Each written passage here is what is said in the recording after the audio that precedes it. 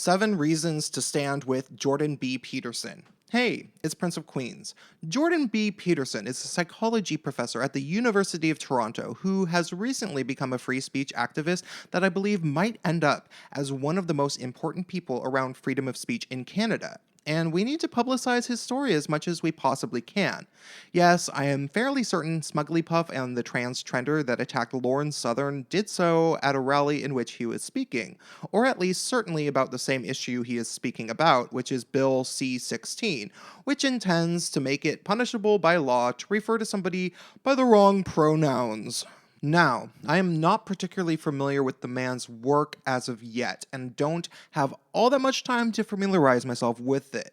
What I do have experience with is transgenders, SJWs, and feminist ideologues in the theater, arts, music, education, and other social scenes dating back about 20 years or so, and I just want to give my own anecdotal experiences in regards to why we cannot allow this law to pass and why we need to support this professor. First and foremost, if you have any delusion that this law is designed to legitimately protect gender non-conforming people, you need to think about what is actually going on.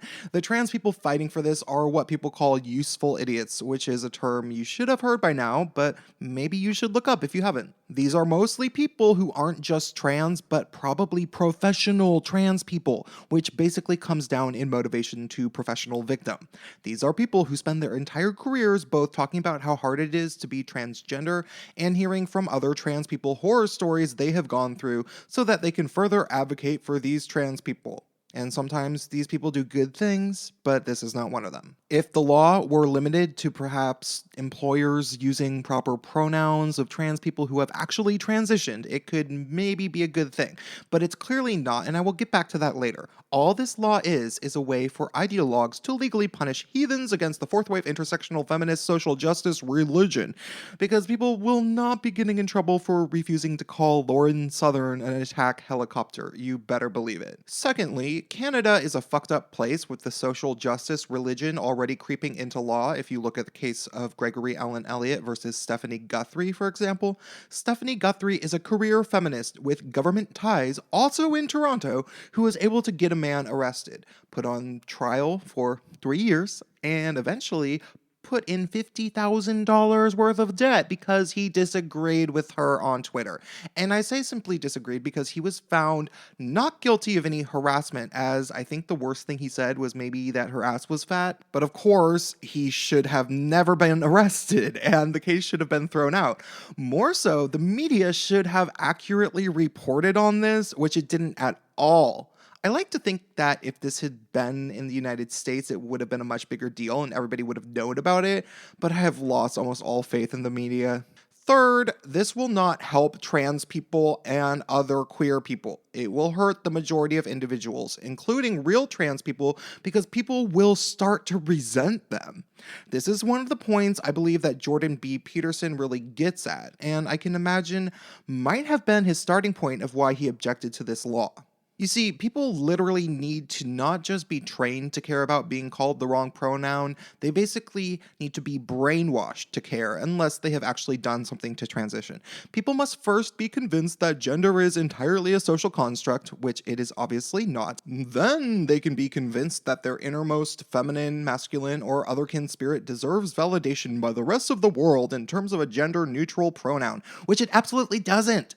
I say it like this: if gay men don't care if people call us she, and gay men call each other she like all the time, non-binary bullshitters can deal with being called by the gender they present as. These people are being set up to be miserable by creating a manufactured state of constant paranoia and distress for themselves, and they are too stupid to realize that. The people who get offended by somebody else not catering to their own rationalizations about gender show case in point that this is not helping them.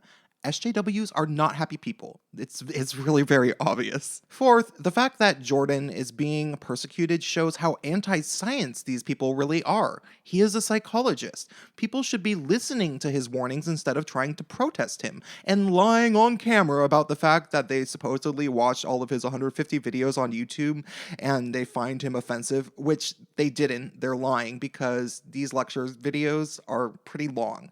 I have researched cults and cult-like activity as it relates to government, and they are almost always anti-science.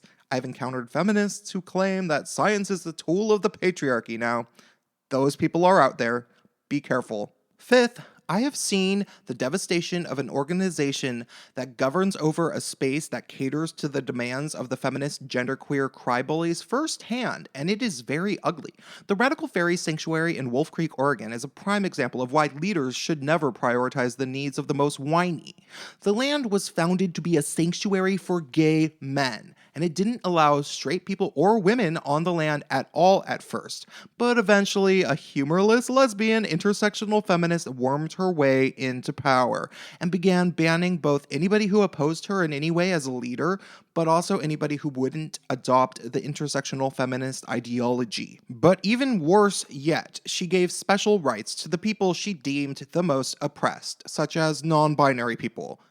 These people now go around regularly picking fights with cisgender gay men, calling us bro as an insult, getting mad for not using their preferred pronouns, telling gay men that misandry isn't real in a space designed to be safe for men, and then the second he loses his cool, they go and report him to the humorless lesbian and they get him banned. It is a tyrannical and hellish environment that more guys than I can even count have been banned from, and it only gets worse with time.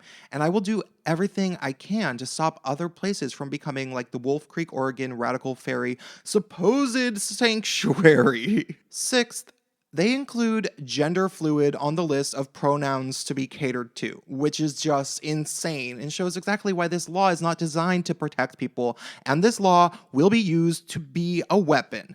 If somebody considers themselves sometimes male and sometimes female, and it is illegal to get their gender pronoun wrong, that means that they can decide at whim to change their pronouns and get you in trouble. Of course, this will not be used on average citizens, but it will definitely be used to punish businesses and educators who aren't fourth wave intersectional feminist social justice warrior enough. And let me make this prediction. If this insane law passes, the cases that come out against businesses and educators will have a history stemming far back from misgendering a person. It will only be used because they didn't see the current value of the Black Lives Matter movement or something, and somebody used this gender pronouning thing as a technicality to get them in legal trouble. Trust me, this is gonna happen. 7, just because fuck Justin Trudeau. Seriously, the only thing most gay guys with any sense would want him to do with that smug mouth of his would not have anything to do with talking. He is the grand cuck of the universe, and cuck is not a word I throw around lightly. If something like this can happen on his watch, we need to show this former substitute drama teacher that we see through his pathetic act, because he's clearly leading Canada down a strange and potentially sinister path. Those are the reasons to stand up for Jordan B. Peterson. He said he will go to jail and go on a hunger strike to stop this, and I believe him. He needs our support. We don't want that to happen to him. Thanks for watching. A preemptive thanks for supporting him, and please stay tuned.